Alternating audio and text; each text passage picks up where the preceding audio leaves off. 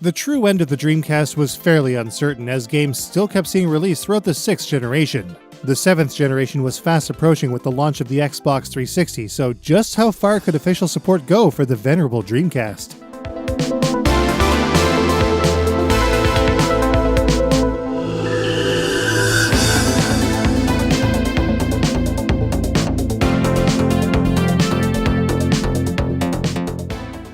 Official support for a console can last a very long time, and despite the Dreamcast's very short production run, it is no exception.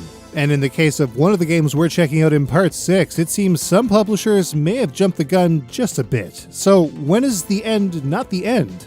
Let's take a look.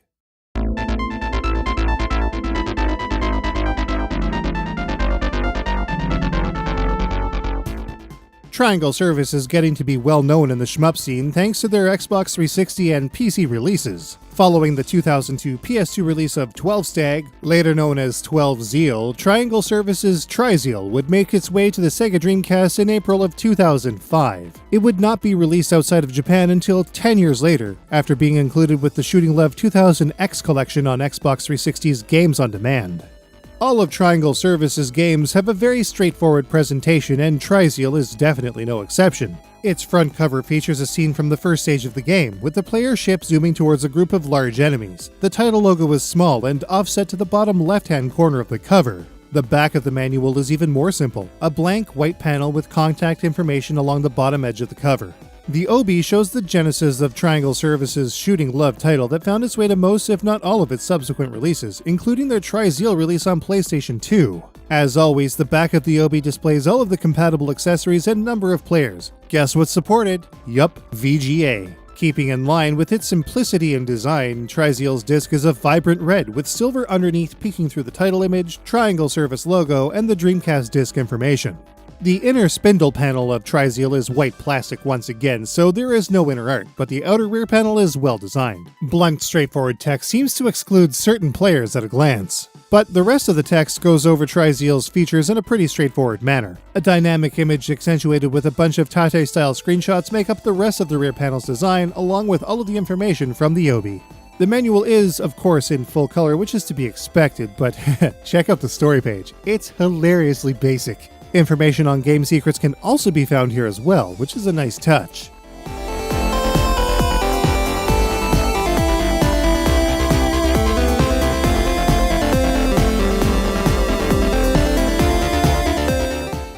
Even as a later Dreamcast release, Trizeal has perhaps the simplest presentation a Japanese shooting game has on the platform. Of course, anyone who has played a Zeal game of any kind knows that the gameplay behind it all is what these games are all about.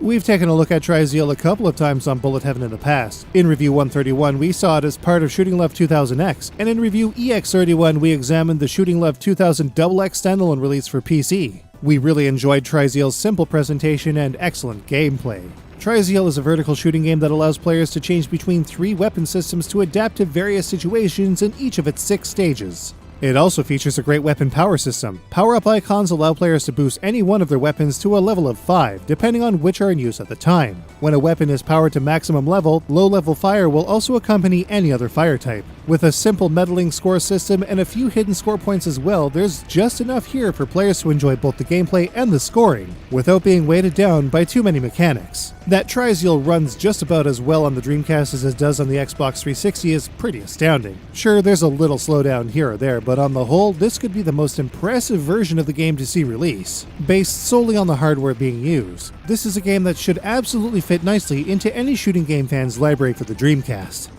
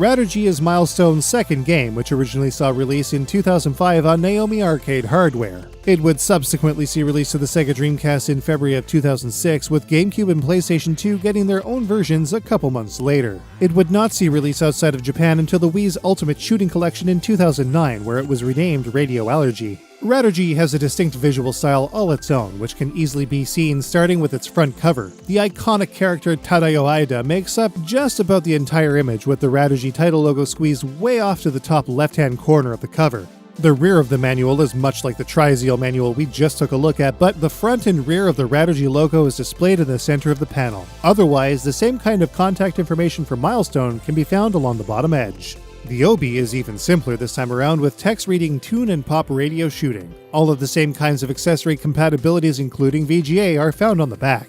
This game is also described slightly differently as a vertical scroll shooting game. Radirgy has a vibrant orange motif throughout the game itself, so naturally the disc shares this bright orange color. But unlike Chaos Field, the Milestone logo is stenciled out of the colored portion, with the silver of the disc peeking through, along with the main logo and Dreamcast disc window. Our copy of Radirgy also has a flyer for the original soundtrack, which launched shortly after the game. No registration card though, much like Chaos Field, which we opened a fresh brand new copy of in Part 5. The back panel repeats the tune pop and radio shooting tagline in bright colors, with game descriptors accompanying tate-oriented screenshots from the game. Around it all is the same great art found throughout Radirgy as a whole. And of course, there is once again no inner art thanks to the opaque white spindle panel. And of course, if it's great design and art you want, look no further than Radirgy's full-color manual.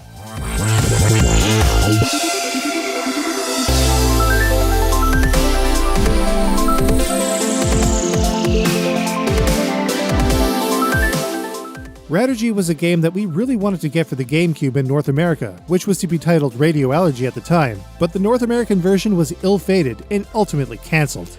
Ultimate Shooting Collection for the Wii was a decent consolation, we suppose, but the Dreamcast version is also a great title to have, especially for fans of the Dreamcast and shooting games alike.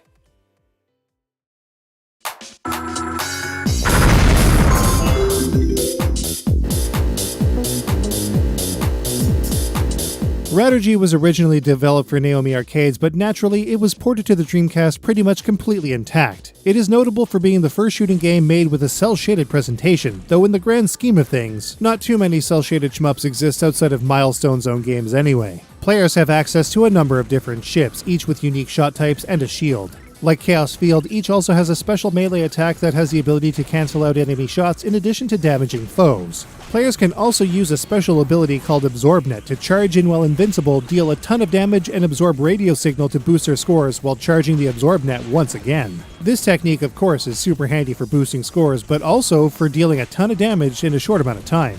Played over the course of 5 stages, Radirgy also features a neat system that incorporates mobile messaging complete with junk mail. While the Dreamcast version is completely in Japanese, the North American version included with the Ultimate Shooting Collection on Wii is fully translated, which could help in deciphering a lot of the in-game dialogue. With a great visual style and an awesome soundtrack, Radirgy is quite a bit of fun, and while it is challenging, it's also more than fair, and a great addition to the Dreamcast lineup. We'll be producing a full review for Radirgy on Bullet Heaven leading up to the release of Radirgy Swag on Nintendo Switch, so stay tuned to our channel.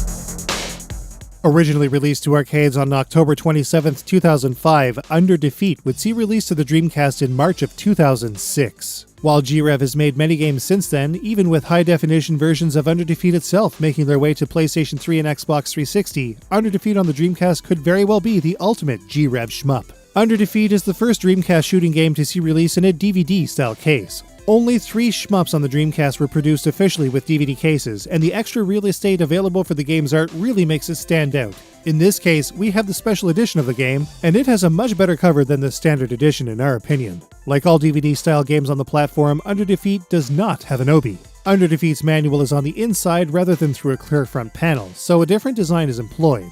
We would have liked the standard cover to be used in place of a plain black background, but oh well. The rear of the manual is almost as plain as the front, with a small image of the player's helicopter in the center and contact information along the bottom, as always. The limited edition of Under Defeat comes with 2 discs. The first is a drab soundtrack CD featuring a number of arrangements in addition to the main soundtrack by Shinji Hosoe. The main game disc has a picture disc style label that prominently features the Under Defeat logo, and a small window that peeks through to the silver below for the disc information section. Finally, the rear panel of the DVD case features bold text and tate-oriented screenshots. It was clear that many, including G.Rev themselves, thought that Under Defeat would be the final Dreamcast game. And if the final line is anything to go by, at the time, it may well have been right. A section near the bottom of this particular case lists the soundtrack CD's track listing, as well as guest composers and musicians. This section is only on the limited edition. The information that would typically be found on an obi is also found in the bottom left-hand corner of the case. It's pretty amazing to us that so many manuals in North America were presented in plain black and white, especially those for PlayStation 2, Xbox 360, and PlayStation 3. Dreamcast manuals had always been in color the whole time, and Under Defeat is no exception. Under Defeat is a truly excellent game that really stands the test of time like few 3D polygonal games can. With its excellent shelf presence and decent extras in the case of the limited edition, if there was just one single game that every shmup fan with a Dreamcast should have in their library, this is definitely it.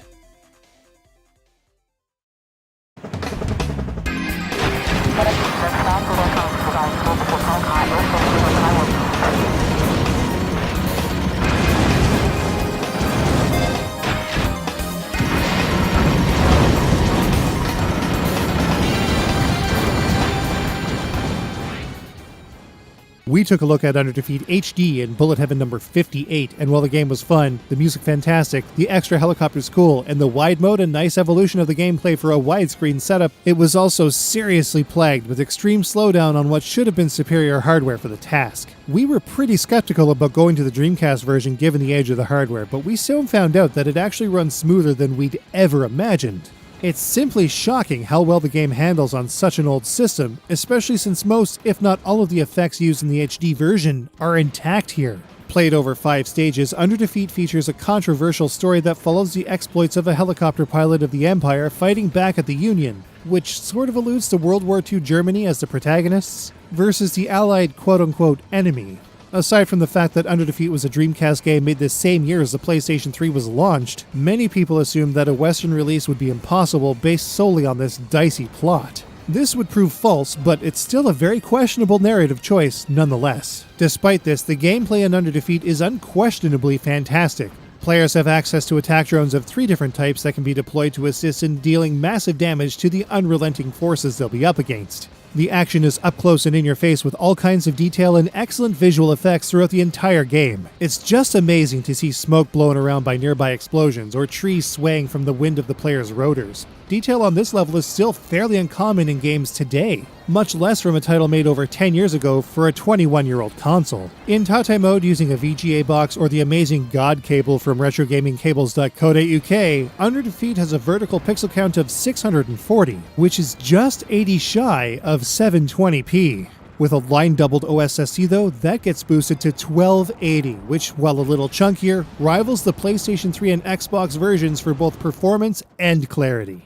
It may not have the excellent Yosuke Yasui arranged soundtracks of the twin-stick enhanced wide mode, but for our money, the Dreamcast version is the best way to play this fantastic shooting game.